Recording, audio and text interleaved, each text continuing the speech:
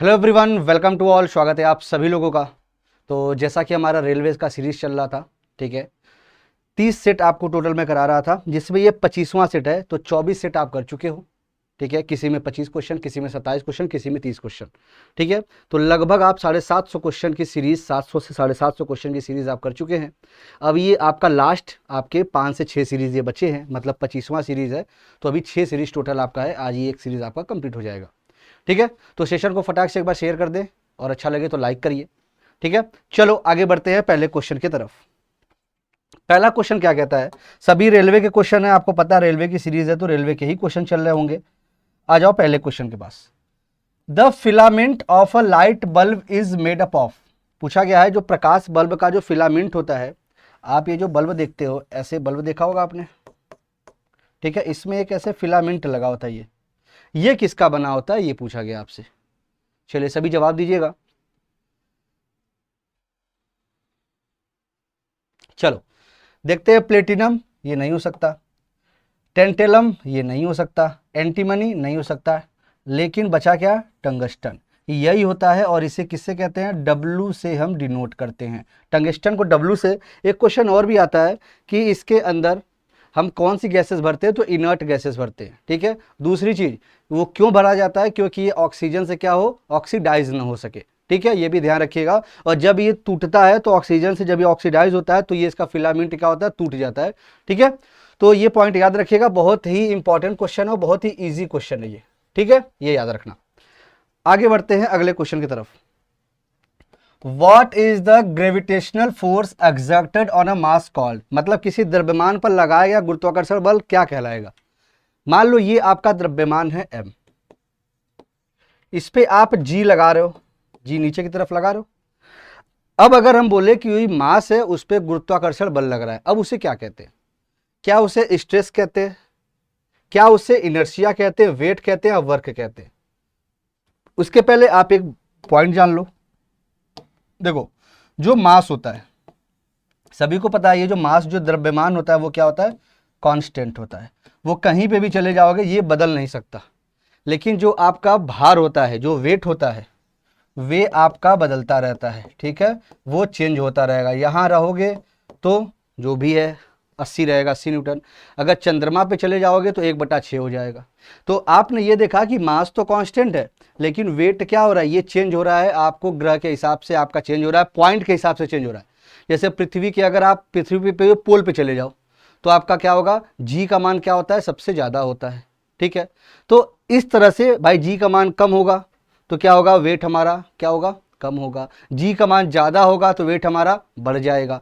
तो इसी तरह से अगर हम देखें तो देखो, स्ट्रेस नहीं, इनर्शिया नहीं, ये वेट। क्यों वेट, क्यों क्यों सर ये एम और जी पूरा तो वेट क्यों हो गया? क्योंकि वेट का फॉर्मूला होता है एम और G, W equal to M G. और क्वेश्चन आपसे सीधे सीधे पूछा था यही, ठीक है।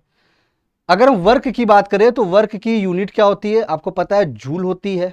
एनर्जी की जूल होती है, दोनों की आपकी यूनिट जूल होती है। पावर की अगर पूछ दे तो आप वाट लगाएंगे, लेकिन अगर आपसे किलोवाट आवर पूछ दे तो ये ऊर्जा की यूनिट होती है, ठीक है। जो घर के हमारा मीटर आता है, जो बिजली का बिल आता है, वो किलोवाट आवर में आता है। और ये किसका मात्रक होता है? ये आपके ऊर्जा का होता है। कभी इसको पावर मत लगा देना, ठीक है। तो आंसर आपका वेट। आ जाइए। The technology developed to track enemy submarines in the world war second. मतलब सेकेंड क्या, आज के भी डेट में अगर हमें पानी के अंदर किसी भी छुपे हुए पनडुब्बी का पता लगाना है, पनडुब्बी जानते हो, उसमें पेरिस्कोप का इस्तेमाल किया जाता है। पानी के अंदर से ही देख लोगे बाहर कौन सी पनडुब्बी आ रही है, ठीक है, या क्या आज के चारों तरफ दिख रहा है, उसको पेरिस्कोप कहते हैं। अब ये बताइए कि जो हमारा टेक्नोलॉजी है, जो हमारे दुश्मनों का पता लगाते हैं पनडुब्बी में, ठीक है, इन वर्ल्ड वार सेकेंड, मतलब ये आज भी इस्तेमाल होता है। वर्ल्ड वार सेकेंड आपको एक दे दिया है हिंट के तौर पे। रडार, सोनार, इको लोकेशन या लिडार? बताइए। अच्छा, इको लोकेशन क्या होता है ये समझो। देखा होगा चमगादड़ क्या करते हैं, अपने प्रे को पकड़ते हैं, मतलब अपने शिकार को पकड़ते हैं। वो किसके थ्रू? अल्ट्रासोनिक वेव्स होती हैं। वो जाती हैं, टकरा के जितनी देर में आती है वो समझ जाता है हमारा शिकार यहाँ है, तुरंत जाके पकड़ लेता है, ठीक है। इको लोकेशन कहते हैं। इको भी दे तो इको आप लगा सकते हैं। अब बचा रडार या सोनार।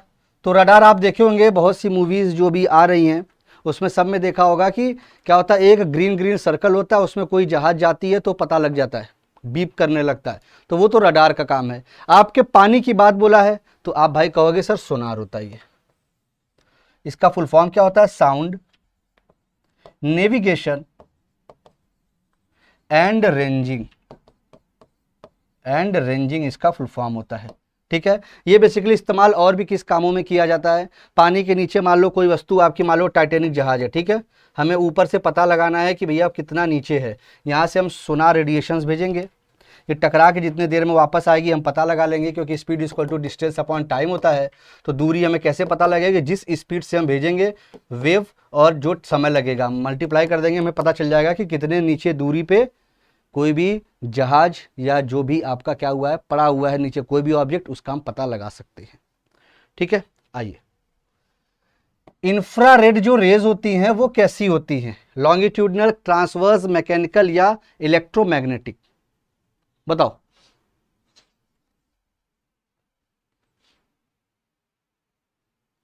आइए देखते हैं इंफ्रारेड रेज की अगर हम बात करें, देखो लॉन्गिट्यूडनल वेव क्या होती है, मान लो आप एक स्प्रिंग लिए, आपने इस स्प्रिंग को क्या किया, इधर खींचा, पहले खींच के छोड़ दिया, तो देखो पार्टिकल्स किधर मूव करेंगे, टू एंड फ्रो मूव करेंगे, लेफ्ट और राइट में मूव करेंगे, ये होता है लॉन्गिट्यूडनल वेव्स। ट्रांसवर्स क्या होता है, यहां पे एक रस्सी तुम बांध के रस्सी को ऐसे हिलाओ, अब क्या होगा, तो रस्सी में मूवमेंट कैसा होगा, ऐसा मूवमेंट होगा, पार्टिकल्स किधर जा रहे हैं, up and down, up and down, तो ये ट्रांसवर्स होता है। ठीक है, एक क्वेश्चन आता है, जो जब तुम नदी में या ठहरे पानी में जब कंकड़ मारते हो तो उसमें कौन सी वेव आती है, उसमें दोनों वेव आती है, लॉन्गिट्यूडनल भी आती है, ट्रांसवर्स भी आती है। ठीक है, मैकेनिकल वेव्स के दोनों आपके प्रकार हैं, ये भी ध्यान दीजिएगा। बचा क्या, इलेक्ट्रोमैग्नेटिक, कैसे, एक ट्रिक मैंने आपको बताया था, रामीन विजुअल, रामीन विजुअल एक्स गमैको। ठीक है, रेडियो वेव्स, माइक्रोवेव इनविजिबल, ठीक है, इंफ्रारेड विजिबल, आपका एक्सरे, गामा रेस, ये आपका पूरा होता है आपके इलेक्ट्रोमैग्नेटिक वेव्स इन्हें कहते हैं। ठीक है, रामीन विजुअल सामने दिख रहा है, रेडियो, माइक्रो, इंफ्रा, उसके बाद विजुअल, एक्सरे, गामा, तो आपको इंफ्रा इसमें आ रहा है, तो इंफ्रा कैसी हो जाएगी रेस, इलेक्ट्रोमैग्नेटिक वेव्स हो जाएंगी। ठीक है, विद्युत चुंबकीय तरंगे कहते हैं इन्हें। आ जाओ अगले क्वेश्चन पे, What will happen to a person weight when he is in a moving elevator? बताओ, चलती हुई लिफ्ट में किसी व्यक्ति के वजन पर क्या प्रभाव पड़ेगा, बताओ, चलती हुई लिफ्ट में किसी व्यक्ति के वजन पर क्या प्रभाव पड़ेगा। देखो क्वेश्चन अलग तरीके का, ये आपसे क्या पूछे, ये चलती हुई, ये ऐसा नहीं पूछा कि लिफ्ट ऊपर जा रही है, ये आपसे पूछा जो एलिवेटर होता है, एलिवेटर अलग होता है, लिफ्ट अलग होता है। ठीक है, तो एलिवेटर के बारे में पूछा जा रहा है, बताइए। तो आपको पता है ना इंक्रीज करेगी ना डिक्रीज करेगी, वेट विल नॉट चेंज। अगर यही आपसे बोलता है कि लिफ्ट में तुम ऊपर जा रहे हो, अब देखो लिफ्ट में जब ऊपर जाओगे तुम्हारा वजन में क्या होगा, जी वाला जुड़ जाएगा जो एक्सेलरेशन ड्यू टू ग्रेविटी है। अगर तुम नीचे आ रहे हो तो क्या होगा, ए माइनस जी हो जाएगा। लेकिन अगर फ्री फॉल हो गया, अगर फ्री फॉल लिफ्ट अगर टूट के गिर गई तो तुम्हारा वजनहीन हो जाओगे तुम। ठीक है, भारहीन लिख सकते हो, तो भारहीन महसूस होगा तुम्हें। ठीक है, ये तीन तरह के केस बनते हैं। एलिवेटर की बात हो रहा तो एलिवेटर पे ऐसा कभी महसूस नहीं होता होगा आपका कि आपका जी कमान बढ़ रहा है। ठीक है, मोशन ऑफ स्पिनिंग टॉप, जो लट्टू होता है, टॉप मतलब लट्टू, लट्टू कभी देखा है, क्या होता है, एक पॉइंट रहता है और इसी पे ये घूमता रहता है बराबर, ये इस पॉइंट पे घूमता रहता है, इधर घूमेगा इधर घूमेगा इधर घूमेगा इधर घूमता रहता है। वो किस बल का काम है, सेंट्रीपिटल, सेंट्रीफ्यूगल, ग्रेविटेशनल या फ्रिक्शनल फोर्स। फ्रिक्शनल फोर्स सभी जानते हो वो होता क्या है, अगर हम जैसे मान लो बाइक भी चला रहे हैं, ठीक है, अगर फ्रिक्शन नहीं होता तो हम क्या होता, बाइक स्लिप कर जाती। हम पैदल चल रहे हैं, अगर फ्रिक्शन नहीं होता तो हम क्या करते, गिर जाते। तो ये होता है फ्रिक्शनल फोर्स। ठीक है, ये होता है हमारा फ्रिक्शनल फोर्स होता है। रही बात ग्रेविटेशनल फोर्स, सभी जानते हो हमारे जो जितने प्लेनेट्स हैं उनको बांध के कौन रखा है, ग्रेविटेशनल फोर्स रखा है। अब आता है सेंट्रीफ्यूगल फोर्स। सेंट्रीफ्यूगल फोर्स का जैसे कुछ उदाहरण अगर देखोगे, सेंट्रीफ्यूगल फोर्स का अगर कुछ उदाहरण आप देखोगे तो आप ये ध्यान देना, जैसे मान लो मथनी से मक्खन निकालते हो या जब छाछ बनाते हो, ठीक है, दूसरा कपड़े जब धुलते हो, ठीक है, कपड़े जब आप क्या करते हो, धुलते हो, जब ब्लड की जब जांच कराने जाते हो और उसमें से आरबीसी डब्ल्यूबीसी प्लेटलेट्स की संख्या ज्ञात करते हो, प्लाज्मा की संख्या, तो वो भी सेंट्रीफ्यूगल पे करते हो। लेकिन लट्टू का जो केस है वो सेंट्रीपिटल फोर्स पे होता है। अब इससे क्वेश्चन और आता है, मौत का कुआं देखा होगा आपने, मौत का कुआं, जिसमें आपको पता है एक मौत का कुआं होता है, उसमें गाड़ी वाले गाड़ी चलाते हैं, कोई कार चलाता है, कोई आपकी बाइक चलाता है, वो भी इसी बल पे काम करता है, सेंट्रीपिटल फोर्स। क्योंकि ये केंद्र की तरफ, मान लो ये एक सर्कल है, जो सेंटर की तरफ जो काम करेगा वो कहेंगे उसे सेंट्रीपिटल, लेकिन जो बाहर काम करेगा उसे कहेंगे सेंट्रीफ्यूगल फोर्स कहेंगे। ठीक है, ये दोनों चीजें याद रखिएगा। चलिए, what are the waves that are used to penetrate solids and are used by doctors and airport. आपको पता है जब जाते हो रेलवे स्टेशन पे, एयरपोर्ट पे, तो आपके सामान को स्कैन किया जाता है, पता लगा लेते हैं कि अंदर तुम क्या छुपाए हो। वो किसके द्वारा यूज किया जाता है? क्या साउंड वेव होती है, एक्सरे होती है, इलेक्ट्रोमैग्नेटिक होती है, या मैकेनिकल होती है? बताओ। ठीक है, देखो भाई, एक्सरे होती है, और आपको पता है एक्सरे का भी इस्तेमाल आप करते हो आपकी हड्डियों के जो भी दिक्कतें हैं उसका पता लगाने के लिए। अगर आपकी मांसपेशी की बात आती है, खासकर जैसे पेट वाला हिस्सा हो गया, उसके लिए आप एक्सरे नहीं करते हो, उसके लिए क्या करते हो आप? उसके लिए आप करते हो अल्ट्रासोनोग्राफी, या सोनोग्राफी के नाम से कहते हो, अल्ट्रासाउंड कहते हो। अगर हम पेट की बात करें, एब्डोमेन एरिया की बात करें, या आपके एसोफेगस वाले किसी भी एरिया की बात करें, तो हम क्या कहते हैं? सोनोग्राफी कहते हैं। ठीक है, अल्ट्रासाउंड कहते हैं, या हम एक इस इस्तेमाल करते हैं एंडोस्कोपी। ठीक है, अगर नलिका में कोई दिक्कत है तो एंडोस्कोपी का हम यूज करते हैं। ठीक है, चलिए, तो ये याद रखिएगा। अब आ जाओ इधर, rate of heat conduction in solid does not depend on. बताइए, ठोस में उष्मा चालन की दर इस पर निर्भर नहीं करती है। Density of material, dimension of material, friction, electronic configuration, electronic विन्यास के नाम से जानते हैं ना इलेक्ट्रॉनिक कन्फिग्रेशन को। बताइए, rate of heat conduction in solids does not depend on, तो आपको पता है जो आपके जो फ्रिक्शन होता है उस पर डिपेंड नहीं करती है। ठीक है, घर्षण पे डिपेंड नहीं करती, बाकी डायमेंशन पे करेगी ही, डेंसिटी पे करेगी ही, इलेक्ट्रॉनिक कन्फिग्रेशन पे भी करेगी। अब पता चला कि उसका इलेक्ट्रॉनिक कन्फिग्रेशन ऐसा है कि इलेक्ट्रॉन बाहर ही नहीं निकल सकते, तो भाई उस पर भी डिपेंड करेगी। ठीक है, इलेक्ट्रॉनिक कन्फिग्रेशन जानते हो ना, जैसे मान लो 281 लिख दिया, 282 लिख दिया, या 1s2 2s2 2p6, ये होता है इलेक्ट्रॉनिक कन्फिग्रेशन, इसे कहते हैं। ठीक है, echocardiogram is more closely related to, echocardiogram देखा होगा जब कभी आप कोई दिक्कत होती है हार्ट से संबंधित, तो या किसी पार्ट में, जैसे पेट में मान लो कोई पता नहीं लग पा रहा है कि क्या क्या दिक्कत है, क्या चोट है, तो उस टाइम एक जांच लिखते हैं डॉक्टर। आजकल अब जांच डॉक्टर लिखता है इको करा के आओ। ठीक है, तो जिसे इकोकार्डियोग्राम कहते हैं हम लोग। तो अब ये किससे संबंधित है? डॉपलर, जीमैन, फोटो इलेक्ट्रिक या मैग्नेटिक। अब डॉक्टर तो ये लिखिएगा नहीं कि मैग्नेटिक करा के लाओ, photo electric, Zeeman effect. Doctor लिखता है डॉपलर करा के लाओ। ठीक, डॉपलर को अब क्या है और एडवांस्ड रूप, उसको कहते हैं इको करा के लाओ। ठीक है, उसमें तुमने देखा होगा हरा, लाल, पीला, ये कई कलर होते हैं उसमें। मान लो तुम्हारा ये अंग है कोई, ठीक है, ऐसे दिखेगा, और इसमें हरा, लाल, पीला, ये सभी क्या रंग आपके ऐसे ऐसे देखो अलग अलग दिखते होंगे, वो होता है इको। ठीक है, ये डॉपलर इफेक्ट का एक प्रभाव। डॉपलर इफेक्ट पता है क्या है? डॉपलर इफेक्ट का मतलब है, जैसे आपने एक साउंड में सुना होगा कि अगर कोई बाइक है आपके पास आ रही है तो क्या होगा? आवाज़ उसकी तेज होगी। कोई बाइक है दूर जा रही है तो आवाज़ उसकी क्या होगी? धीमे हो जाएगी। ठीक है, दो बाइक एक साथ पास आ रही हैं तो आवाज़ बहुत तेज हो जाएगी।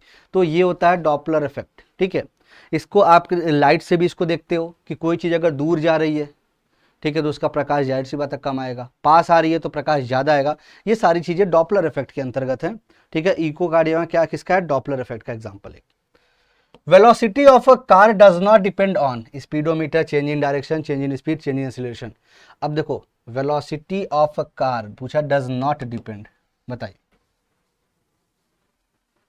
स्पीडोमीटर तो आपकी स्पीड बताता है बस, ठीक है। तो पूछा है does not depend on speedometer change, देखो चेंज इन डायरेक्शन पे तो होगा, ठीक है, चेंज इन स्पीड पे होगा, चेंज इन एक्सीलरेशन में होगा, लेकिन स्पीडोमीटर में नहीं होगा। अब स्पीडोमीटर होता कहाँ है? आपके जो भी ये मीटर होता है, ठीक है, ये स्पीडोमीटर बताता है, लेकिन एक ये पॉइंट आपसे बहुत पूछा जाता है, यहाँ कुछ भी नंबर लिखा होगा, ये होता है ओडोमीटर, ये होता है ओडोमीटर इसे कहते हैं, ठीक है। आ जाओ। In 1831, electricity became viable for use in technology when Dash created the electric dynamo. पूछा गया 1831 में जब डैश ने इलेक्ट्रिक डायनेमो बनाया तब बिजली का इस्तेमाल तकनीकी में किया जाना था।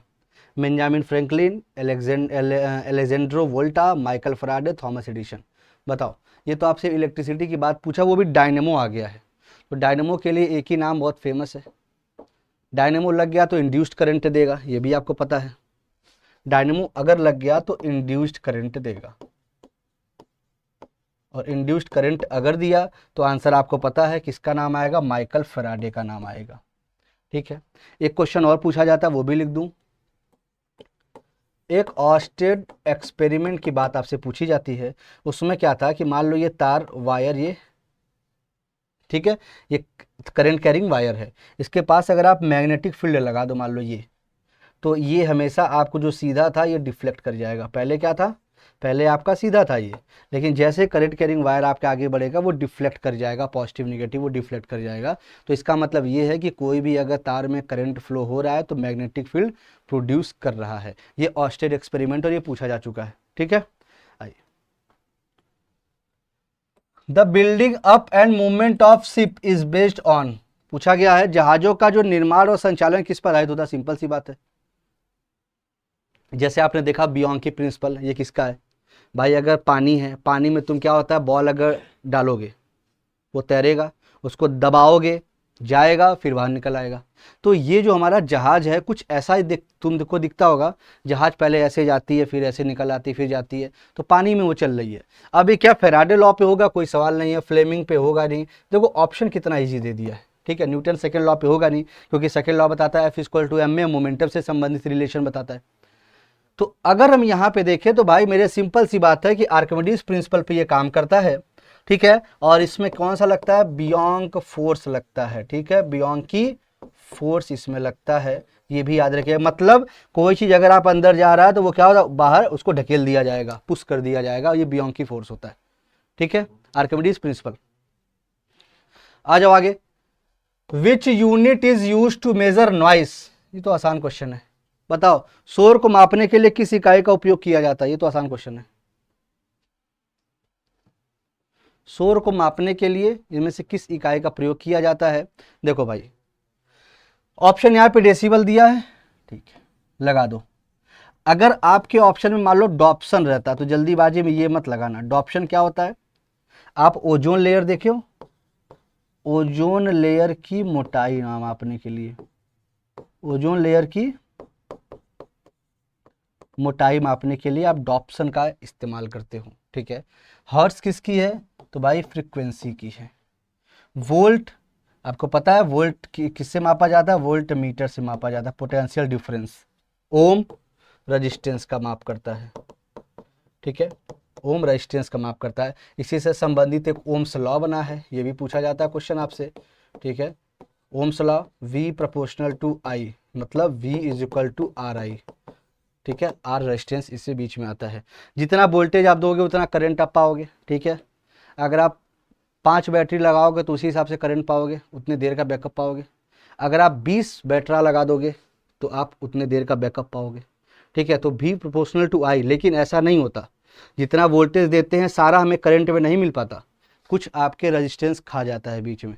जैसे आप में से कुछ बच्चे होंगे जो दिन रात पढ़ाई करते होंगे, सोचते होंगे 100% रिजल्ट लाएंगे, लेकिन वहीं साथ में आपके जो कुछ दोस्त होंगे वो कहेंगे, पढ़ोगे तो कहेंगे चलो चाय पी आते हैं, चलो घूम आते हैं। तो वही काम रेजिस्टेंस का होता है। वोल्टेज जो हम बैटरी लगाते हैं वो सोचते हैं कि पूरा करंट देगा, लेकिन बीच में रेजिस्टेंस उसको खा जाता है, ठीक है। आइए बढ़े आगे, चलो decibel. Dash are atom molecules ions containing the same number of electrons, simple सा है, ठीक है। अगर मान लो ये मैंने लिखा, नीचे मैंने लिख दिया जेड और ऊपर लिख दिया ए, अब ये होता क्या है, ये इसको पहले इसको समझा दें। देखो ये होता है एटॉमिक नंबर, जिसका मतलब होता है प्रोटॉनों की संख्या। ये क्या होता है, ये होता है मास नंबर, मतलब number of proton plus neutron, ये होता है। अब इसमें से पूछ दिया कि same number of atoms, molecules, ion, same number of electrons, electron की बात पूछी गई। ऐसा कहीं दिख रहा है कि सर ये होगा, ये यहां तो मैंने प्रोटॉन की बात की, तो अगर प्रोटॉनों की संख्या सेम हो तो क्या कहते हैं, आइसोटोप। अगर इसकी संख्या सेम हो तो क्या कहेंगे भाई, अगर नीचे वाला सेम हो तो आइसोटोप, ऊपर वाला सेम हो तो आइसोबार, लेकिन अगर इलेक्ट्रॉन की संख्या सेम हो तो आइसो इलेक्ट्रॉनिक। नाम से आपको लग रहा है आइसो इलेक्ट्रॉनिक। इसमें होता कैसे, मान लो मैं अगर लिखूं सोडियम, ठीक है, अगर मैं लिख दूं कैल्शियम, मान लो मैंने ऐसे लिख दिया, तो जितना ये प्लस रहेगा उतना माइनस कर देना इसके एटॉमिक नंबर से, आपको एग्जैक्ट नंबर ऑफ इलेक्ट्रॉन्स निकल के चले आएंगे। ठीक है, चलो मान लो हमने लिखा नाइट्रोजन, नाइट्रोजन का कितना होता है, सभी को पता है 7 होता है। ऑक्सीजन का कितना होता है, तो पता है 8 होता है। अगर मैं ऑक्सीजन पे 2+ लगा दूं, नाइट्रोजन पे 1 लगा दूं, तो क्या ये दोनों कट के यही 6 आ जाएगा, ये 6 आ जाएगा कि नहीं इलेक्ट्रॉन की संख्या। तो जब ऐसे लिखते हैं तो आइसो इलेक्ट्रॉनिक कहते हैं, number of same number of electrons की बात आती है। ठीक है, अगर यही बोल दे आइसो न्यूट्रॉनिक क्या होते हैं, ठीक है, या आइसोटोन्स क्या होते हैं, जब आप इसको माइनस करते हो, ठीक है, और मान लो ये नीचे वाला जो संख्या है, जब ए में से आप जेड माइनस करोगे, आप यहाँ देख भी सकते हो, मान लो ए हमारा क्या है, हमारा ए है P+N, समझना, जेड क्या है, P है, इसको काट दिए तो न्यूट्रॉन बचा। इसी तरह दो आपको एलिमेंट का कंपेयर करा दे कि N की संख्या सेम आए, तब आप लगा देना आइसोटोन्स। ठीक है, ये ऐसे ऐसे क्वेश्चंस आते हैं, बहुत इजी क्वेश्चंस आते हैं यहाँ से। आइए, mirage are formed primarily due to, मृग मारीचिका के बारे में आप जानते होंगे। अब ये बताओ, अब ये होता क्या है, जैसे देखा होगा रोड पे जाते हो तो दिखता होगा दूर पे पानी है, ठीक है, गर्मियों में खासकर ऐसा दिखता है आपको, दूर पे पानी है, लेकिन क्या वो पानी वहाँ मिलता है, पास जाते हो तो पानी नहीं रहता, फिर आपको लगता है फिर दूर पे पानी है, फिर वो आपको नहीं दिखता। ये किस फेनोमिना के कारण है, क्या रिफ्लेक्शन है, डिफ्यूजन है, रिफ्रैक्शन है, या स्कैटरिंग है। देखो होता क्या है, रिफ्रैक्शन का केस आप जानते हो, अगर लाइट आपकी यहाँ गई, अगर उसको मीडियम क्या हुआ, फ्री मीडियम मिल गया, तो ये लाइट आपकी बेंट कर जाती है, यही बेंट करके लाइट इधर आ जाती है, तो सेम मीडियम, जिस मीडियम से लाइट आई उसी मीडियम में लाइट वापस भी चली जाती है। तो हमें ऐसा महसूस होता है जैसे फूटे हुए कांच का चमकना। ठीक है, जैसे हमारे घर में जो फाइबर लगा हुआ है, हमारे जो स्टूडियो में फाइबर लगा हुआ है, वो किस पे काम कर रहा है, वो इसी पे काम कर रहा है, TIR पे, टोटल इंटरनल रिफ्लेक्शन का फेनोमिना। और माइलेज भी इसी का फेनोमिना है। और एंडोस्कोपी, जो आप ये नलिका की जो जांच करते हो, ठीक है, मुंह में डाल के पाइप एक जांच की जाती है, वो भी एंडोस्कोपी, वो भी TIR पे ही काम करती है। सारे क्वेश्चन आपसे पूछे जाते हैं। ठीक है, तो अब ये किस पे होगा, मैंने बोला कि भाई जिस जा रही थी जिस आपके मीडियम में, उसी मीडियम में वापस आ गई, तो रिफ्रैक्शन इसका क्या होगा, सही जवाब हो जाएगा, रिफ्रैक्शन, अपवर्तन। ठीक है, अच्छा रिफ्लेक्शन क्या होता है, ये लाइट आपकी यहाँ गई, ठीक है, यहाँ गई इस मीडियम में, मान लो कोई ये कांच रखा था, ठीक है, यहाँ गई, टकरा के वापस चली गई, तो बता किसी सरफेस से टकरा के लाइट वापस आना वो रिफ्लेक्शन कहलाता है। ठीक है, लेकिन एक मीडियम से दूसरे मीडियम में जाना वो रिफ्रैक्शन कहलाता है। ठीक है, स्नेल्स लॉ आपके लॉ ऑफ रिफ्रैक्शन में लगता है, नॉट रिफ्लेक्शन। स्कैटरिंग में देखते हो तो स्कैटरिंग में पूछा जाता है कि किसका सबसे कम प्रकीर्णन है, तो आपको पता लाल रंग जो होता है, जो रेड कलर होता है, उसका सबसे कम आपका स्कैटरिंग देखने को मिलता है, और सबसे ज़्यादा वायलेट का देखने को मिलता है। लाल का क्यों होता है, क्योंकि वेवलेंथ इसकी ज़्यादा होती है तो स्कैटरिंग इसकी कम होती है। ठीक है, the speed of light in vacuum. अब देखो ये रेलवे का क्वेश्चन है और इसी में काफ़ी बच्चे गलत कर देंगे। देखो पहले ऑप्शन में दे दिया 3.00, फिर 10 दे दिया, 12 दे दिया, तो बच्चों का दिमाग तुरंत किस पे जाएगा, दूसरे ऑप्शन पे जाएगा कि चलो 3 के पास में है, लेकिन वो ये भूल जाएंगे कि 3 भी दिया है। और ये गलतियां होती हैं, ये पेपर में रेलवे के खासकर स्वाभाविक ये सब गलतियां हैं, ये सब गलतियां आपको देखने को मिलेंगी ही मिलेंगी। तो 3 इंटू 10⁸ मीटर पर सेकेंड, ये याद रख लीजिएगा, ठीक है। तो ये याद रखना ऑप्शन नंबर ए। बाकी पे दिमाग पहले जाता है और पहले ऑप्शन पे इसलिए नहीं जाता क्योंकि हमारे ऑप्शन ऐसे सेट किए रहते हैं कि ऑप्शन ही बदल जाएगा, आपके सामने ही सारी चीज़ें एकदम बदल जाएंगी और आप गलत करके आ जाओगे। Blotting paper absorb ink due to, देखा होगा इंक को एब्जॉर्व करने के लिए ब्लॉटिंग पेपर का इस्तेमाल किया जाता है। Course nature of paper, osmosis, capillary action या आपके साइफनिंग, बताओ ब्लॉटिंग पेपर किस पे काम कर रहा है। टोटल आपके 20 क्वेश्चन कराएंगे।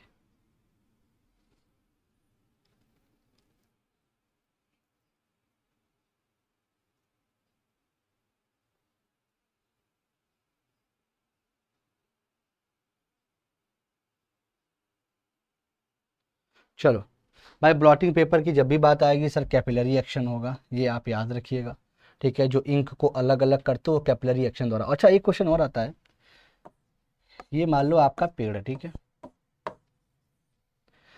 अब इसको सॉयल से जो वाटर एब्जॉर्व करता है वो तो कैपिलरी एक्शन द्वारा करता है, लेकिन जो ये ऊपर भेजता है ये ऑस्मोसिस द्वारा भेजता है, ये भी याद रखिएगा, ये पूछा जाता है, ठीक है। अब आए आगे, pressure is measured in terms of, देखो बहुत आसान क्वेश्चन, सब रेलवे के क्वेश्चन है। आपको पता है P is equal to F by A. इसमें क्वेश्चन ये पूछा जाता है कि सबसे कम दबाव कब पड़ेगा, जब आप खड़े रहोगे पृथ्वी पे तब, या जब आप लेटे रहोगे तब। तो यहाँ थोड़ा सा ध्यान दीजिएगा, अगर हम देखें, अगर एरिया अगर हम बढ़ाए तो प्रेशर क्या होगा, कम हो जाएगा।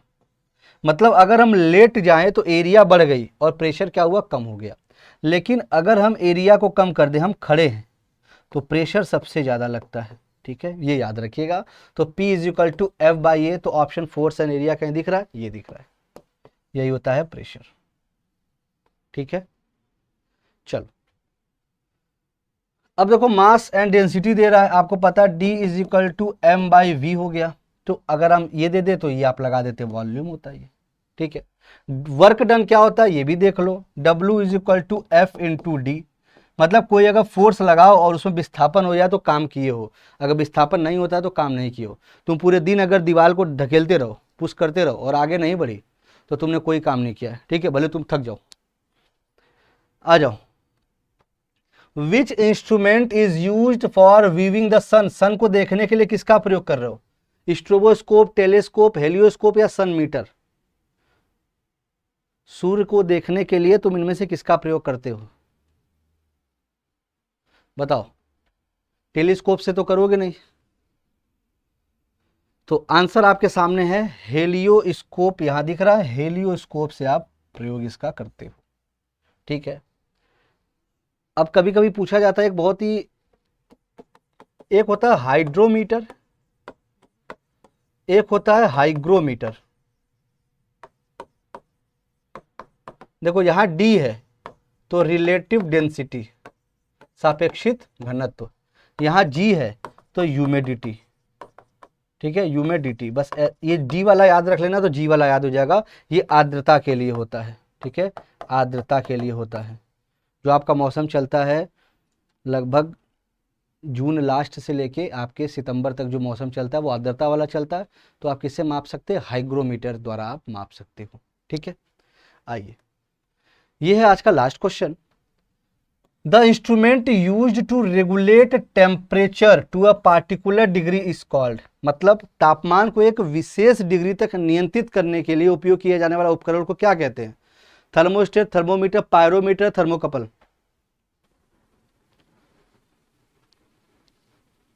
बताइए, इसका जवाब दीजिए। डेली आपकी 12 बजे क्लास होती है, तो 12 बजे ये सेशन आप जरूर देखा करिए। अभी आपको पता है लाइव क्लासेस नहीं हो पा रही हैं, क्योंकि स्ट्राइक की वजह से लाइव क्लासेस नहीं हो पा रही हैं अभी आपकी। लाइव क्लासेस आपकी जल्द होंगी 2-3 दिन बाद, तो आपका रेगुलरिटी जो बना हुआ है वो आपको मिलता रहे, तो 12 बजे ये क्लासेस आपको डेली मिल जाया करेंगी। अभी आपको तो लाइव न होने की वजह से 20 क्वेश्चन मैं दूंगा, लाइव आ जाएगा तो फिर 30 क्वेश्चन फिर करा दूंगा। ठीक है, आइए इसको देखते हैं। तो देखो भाई सिंपल सी बात है, थर्मोस्टेट कहते हैं। ठीक है, थर्मोमीटर आप टेम्परेचर मापते हो। ठीक है, अब मुझे कमेंट करके बताना, ये होमवर्क है आपका, पायरोमीटर बहुत बार पढ़ा रखा हूँ, ये क्या काम करता है। ठीक है, कमेंट करके इसको बताना। मिलते हैं फिर नेक्स्ट लेक्चर में, तब तक के लिए धन्यवाद। ठीक है, नेक्स्ट सेशन में मिलते हैं। Okay, bye bye, thank you.